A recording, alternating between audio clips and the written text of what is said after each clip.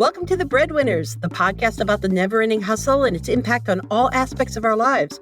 We're interested in what it takes to keep everything going.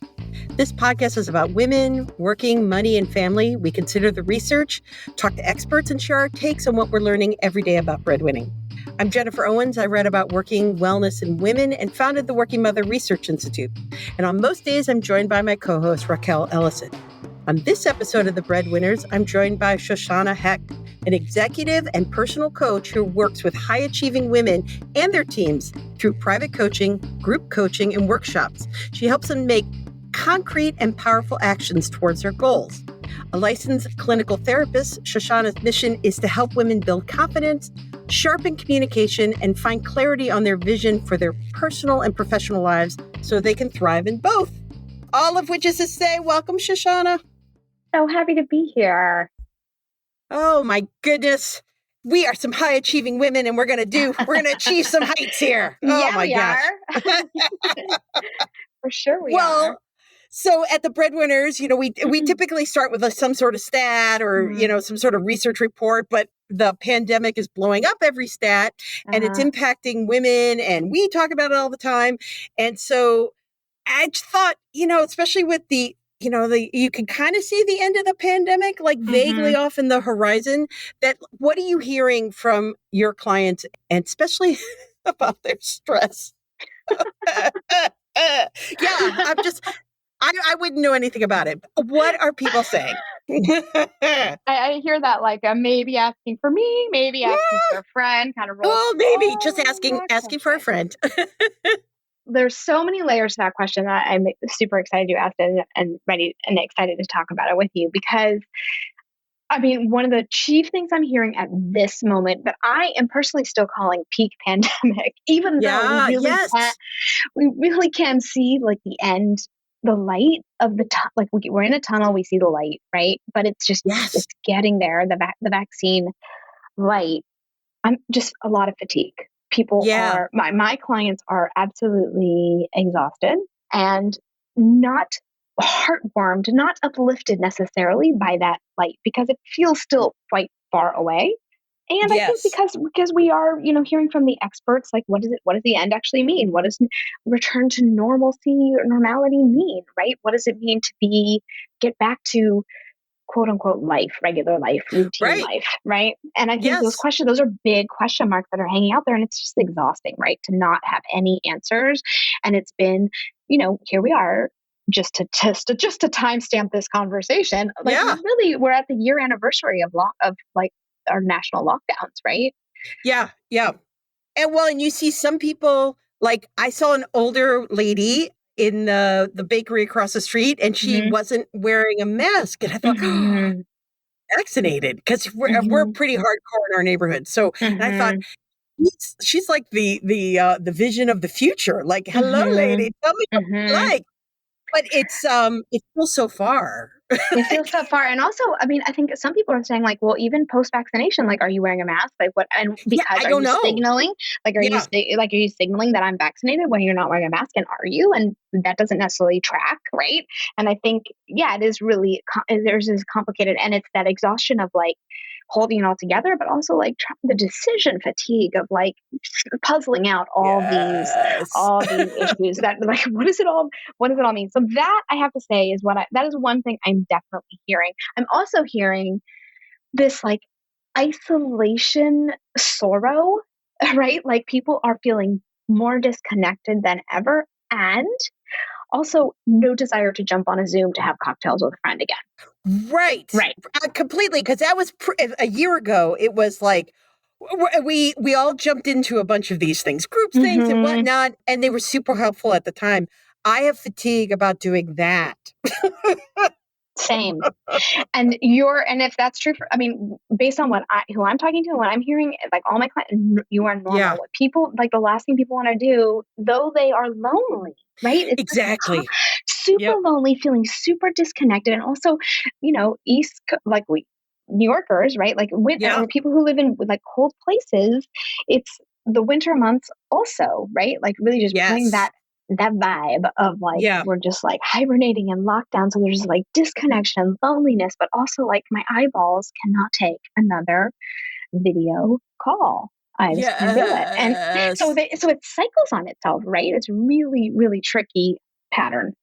Right. So that I'm hearing, and people are like, okay, what's it going to be like? I want to go to a party again. I want to be with my friends again. I want to get on a plane and go anywhere. These are the kinds of things I'm hearing. Yeah. And also with like, how are we going to do that? Because the world has Right. changed, right? And the ways that we can move about the world have changed a lot. And we're still figuring all that out. And are they as judgy as I am when you see someone do something that's like kind of more forward thinking? Like maybe they're decided to travel somewhere. Like, I still have pandemic vibe judginess. Like, really? I Mm-hmm. never did that. But, or there'd be things that I'm like, are people going to judge me because I did that? Or Yeah. I think that's still very much at play now. I think a mixed bag of reactions. I think so. I mean, I definitely have talked to people who did get on planes. I mean, I am. This is just me personally, and that's not a judgment.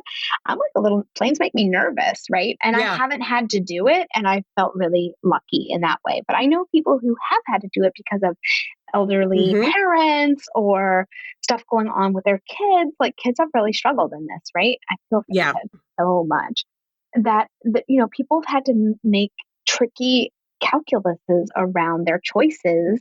Yeah. And I think that's more, yes, I've definitely heard some of the judging. I have felt some of it. And, and I think that's just human nature. And so what I try to be Yeah. very forgiving of myself and others when I go there because we're just humans trying to make it through. Yeah. And like think, well, why am I feeling this way? And have Mhm. those, like little self-assessments Yes. and that sort of thing What is doesn't this help felt with like? the, yeah, Right. what am I feeling? Why am What I is this feeling wire? it? What wire is this tripping inside of me? When I'm having a reaction, how can I be responsive? Yes, definitely. Which is, Exactly. my voice is making light of that, but actually, that is a pro tip right there that Jennifer and I are talking about. Like managing your reactivity and up leveling your emotional intelligence is an excellent way to harness some real skills building and making it through this pandemic, right? Because it Yeah. is, if there's anything that's going to sort of trip you into getting triggered, right? It's Yeah. going to be a global pandemic. And Yeah. I mean, for sure. So I would say take that one and run with it, like really checking in when you feel triggered, for sure. So you work with high achieving women and Hmm. it's like I'm not a big fan of the whole like, oh, women aren't what was it? We weren't confident enough for a while. But Hmm. still, some days I think I'm a high achieving woman, and the other days I'm like, I am not a high achieving woman. So I wonder You mean you what might have a little imposter complex? What? yeah, like yeah. And then you talk to men and they have it too, and they're like, but we're not talking about men. We're talking about high Yeah. achieving women. Yeah. And so I was thinking about it, like when you're thinking about where you want to go and how you want to communicate it and how do you want to get there, how do we define ourselves as high achieving women? Like, how do we Oh, embrace that? Can that's we? such a good question. I'm trying to decide, like, is it, I mean, I'm trying to decide, are labels important? Like, is that important Yeah. actually, even, right? Like, I always say that the first step to having anything you want is getting super crystal clear on like where you are right now, like getting aware, surfacing, like, you can't change anything until you understand, like, what the heck is happening right now, right? Yeah. So I think, and just be super real with what is. And that's, I think, just a really important first step. And I would say maybe even more important than like trying to label yourself Mm. because labels are like kind of, inaccurate anyway, Yeah. right? Right. But I also think is important so kind of what I hear you saying is something that a lot of my clients do struggle with, which is negativity bias, which I think is a human is a human Yes. thing anyway. Like our tendency, we're sort of hardwired to go for the negative. Like so think about it this way: like you could have every compliment in the world. And you could be an award-winning X, right? Fill in the blank. Yes. All the That's accolades, me. all the Yep. praise, every certificate, achievement, accomplishment, and Yes. somebody gives you a teeny tiny bit of like constructive, not even necessarily negative feedback, and what's the thing you like lose sleep over? Yeah.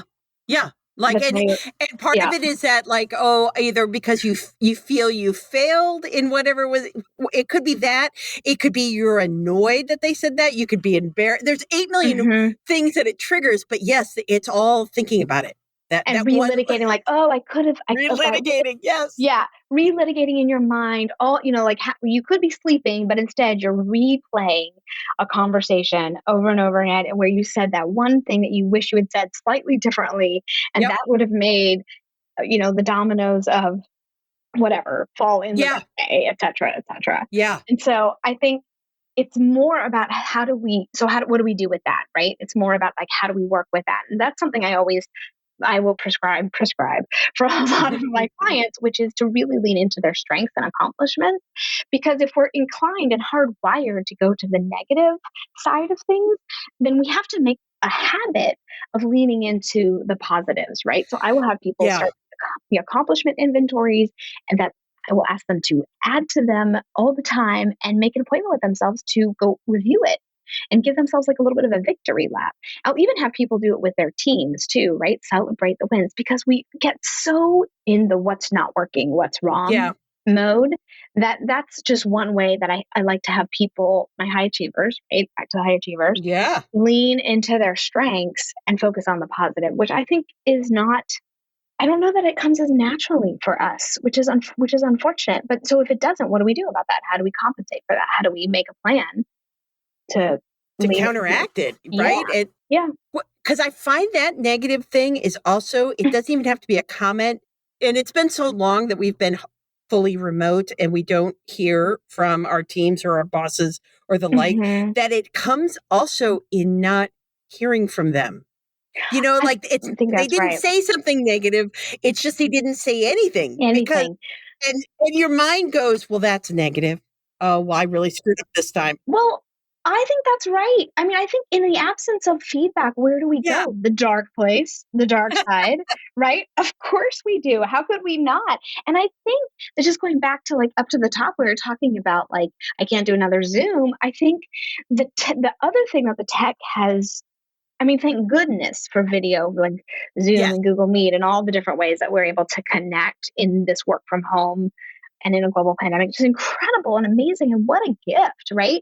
Yep. And the pace of work, which was already really fast, right? I think that this technology has added a layer of that of just as up level the pace at which we can consume and meet. So for example, like if you were used to having like a lunch meeting, right, that you would have to travel for, but now you Yeah. can just hop into a Zoom, right? Hop I like a bunny know. into a Zoom. Yeah. Then like you're all of a sudden without that commute, how many more Zoom, how many more video, how many more meetings can you squeeze in? And I think it's up leveled like the pace and the frenetic nature of it all Yeah. a lot, which is something I'm just thinking about that so much because it's wearing and I think can contribute to people feeling a little bit less than. So I think you raise a really good point about like there's this absent, like what are the systems that we put in place to make sure that we are honoring accomplishments and strengths, right, for Yes. ourselves and for each other, and how do we make sure to create a structure around that? Yeah. Well, and how to set a goal and to get clarity. Like, what does that Hmm. kind of look like for people? I mean, it's different for everyone. I'm sure everyone has different goals, but Hmm.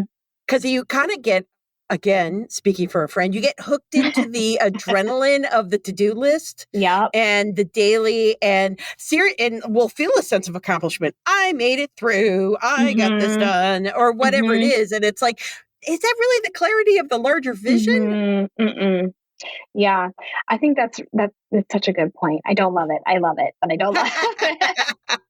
I love that you raised it because I think it's really important perspective to hold when we can do so many more meetings because we are not, Yeah. getting in a car, getting on the subway, doing anything like that. But we also, I have always said over time in working with people that like meetings don't uh, don't mean you're getting work done, right? Yeah, And yeah. so how do you have Meeting that space? the work doesn't happen in the meeting, right? That's right. Right. And so how do you make sure that you're creating space and having parameters so that you can actually be productive and lean into, creating whatever it is, content, thinking, Yeah. focused work time, because you can have all these rapid pace meetings. And that's just something I'm thinking a lot about the future too, of the future of work and schedules and commuting, because I think our boundaries, my clients hear me say this all the time, Yeah. which is boundaries will save our lives. Our boundaries will save our lives. I just emphatically tapped the table, Yeah. pounded on the table because I don't know if you can hear that, but I just like I feel so strongly about it. And I think there's a lot to apply in this moment where we're over videoed Yeah. and, Back to back, mhm. yeah, right? I mean, And you it's, might be back to back in the office, but how can you keep the same productivity going if you also now have to fit in a commute and pick up time mhm. for after school and all this sort of stuff? Like, I don't think the math works. I don't think it does either. And again, like this is another thing that I'm talking a lot. You can't, right? Yeah. And I would argue that are we being as productive as we think because we're on so much, Right. right? So that's just something I would just raise the question around because I think it's interesting personally. Yeah. And that's sort of my job is to ask questions and to surface, what's not being said. And I think that's again a lot of something I'm really hearing. And by the way, the reason why I bring all that up is because all of this serves feeling overtaxed, feeling exhausted, feeling overprogrammed is serves to erode confidence, which takes a toll on new high Oh, achievers, right? So that's all of that is in service of making that point, which is people, my high achievers often are the ones who are raising questions about their ability, capacity, capability, and worth. And all of this ways that we have to be on and try to, and with the sure, I can just hop onto that call, hop onto that Zoom. No problem. Yes, I can squeeze 30 minutes in between these three other things. Just starts to contribute to this feeling of like, you're not meeting anyone's needs, yes. And right? yet And you not were even your own. super busy. You Yeah, were super and busy yet, and yep, super accountable because they saw you. They physically yep, saw you. well said. Yes, Interesting. yeah. Yeah. And it's definitely, I will say also the other thing, one other thing I just want to put in there, in case this resonates for anyone who's listening, is there's a real toll that all of this is taking on our actual interpersonal, like personal relationships too. Like I'm hearing more and more about that side of it, Yeah. which is, people are saying like a lot of my relationships, like really close friendships have really changed over the course of this last year. So I think I find that interesting too. And I have wondered if it's about the pace of work, right? Hmm. So I don't know. Time will tell on that. Well, what are they saying about life at home? Like beyond, like with the homeschooling, we hear a lot about the women being pushed out, but to say the women who are able to hold on and be leaders, like how is that whole universe of other juggling balls? How is that impacting them now? I think it's a real mixed bag, right? Mm. I think so for some of the people that I work with, it just really depends on so many variables. If your kids are in private school, I think that's a factor versus public school. If you have been able, like, how's the weather? Can school happen outside? Oh, yeah. Right? And can it Right. happen outside for more of the year than less of the year?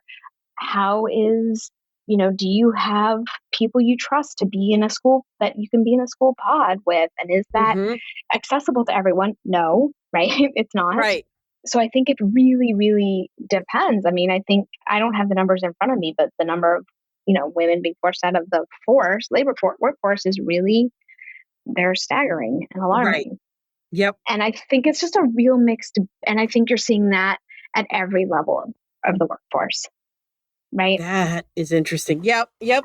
It's the same thing like when we would always say that the benefits that you get as an employee, it's an employer lottery. Like, do they Hmm. offer any sort of paid leave? Do they offer? And now the same Yeah. things are at play with, is your school still in session? Do you have in-person Hmm. teaching, or is it the hybrid? Like in our family, in-person teaching with the high schools reopening for one Hmm. school is just remote learning in their building. It's Hmm. not real teaching. I mean, it is real teaching. It's just not the It point of doesn't being add any. in the school. Yeah. Yeah, it doesn't up level your existing system. It actually makes it harder for you because you have to get Now we have that. to commute, Yeah, Yeah. exactly. Get that teenager off the Yes. computer at home and onto a computer in a building somewhere not at home. So Yeah. it's, it's Where sort he of, could actually have a more intimate, better connection with his teacher sitting at his own desk. that's right. I mean, But I think a lot of people are constantly, having to weigh this, like, what do you gain? What do you lose? yes. And trying to just make the best decision that you can possibly make given the information you have at the time, and then be open to changing as it goes. I think people who have, a lot of my clients who have been able to structure their day with if they have partners at home, like, I think Hmm. that those people are faring somewhat better than Yeah. people who don't, are not able to share the load or are single parents. I think it just really depends on so many variables. And there's just not one answer. And I think the upshot on my answer to you is it's hard. It's Yeah. really, really hard. And it's hard all around and for varying reasons. And it's It's just, oh, yeah, and it yeah. stinks. Well, it, That's not that well, optimistic, yeah, I know. but I was going to say, do we want to, is there something out? Is there any, not that we have to, maybe there isn't, because maybe the optimism is us all realizing that work will take anything you give it. And that, I think I think that's that's what we true. need boundaries.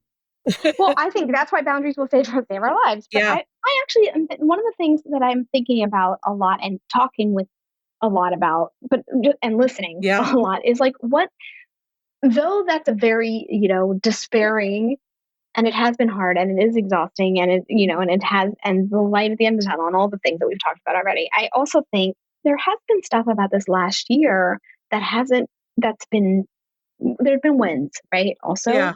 which is not commuting if you like that. And, Right.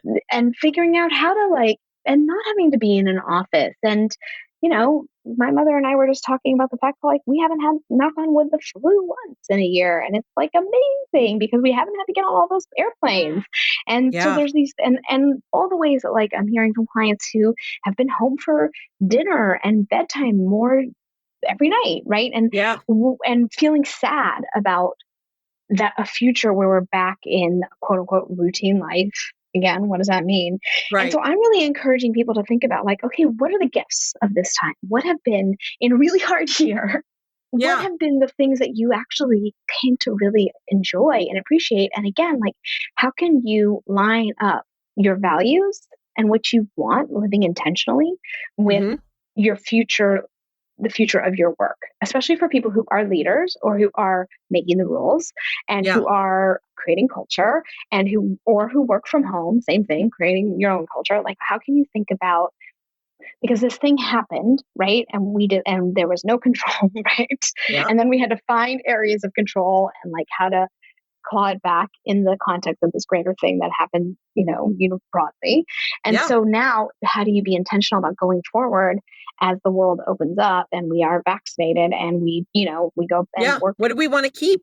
Exactly. What do we want to keep? And I think it starts with really getting it clear on, like, your why, like, not to be Yeah. cheesy, but, like, what is your purpose? Like, what are you here? What do you feel like your special, sauce is, and, like, what you're meant to be, what you bring to the world and the planet, and, like, and line it up with your values, right? Right. And then so start to say, like, okay, well, this piece and that piece, and, like, I only want to travel this many, and Hmm. what are the kind of, and I want to be home for this many dinners, or I want to, you know, only get on a plane if it's a meeting that has to take place in person. I mean, how many meetings were people getting on planes for? I know, That right? could have been that actually could have been a video, right? And I want to get to the point where we're happy for a Zoom call. That Hmm.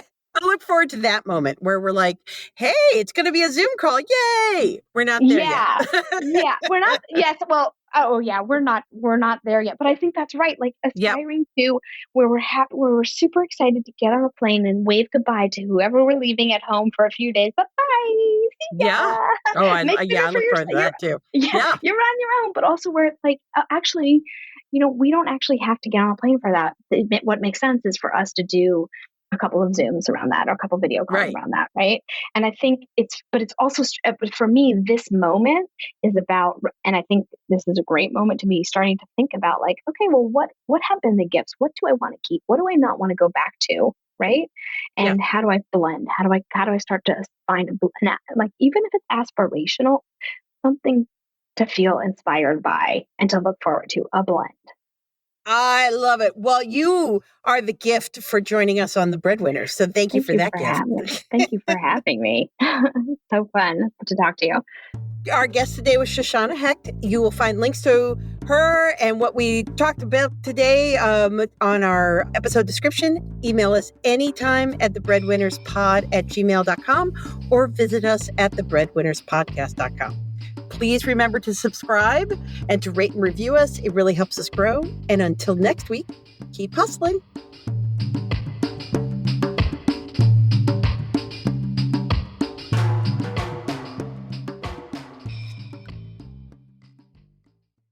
This podcast is part of the Sound Advice FM network. Sound Advice FM, women's voices amplified.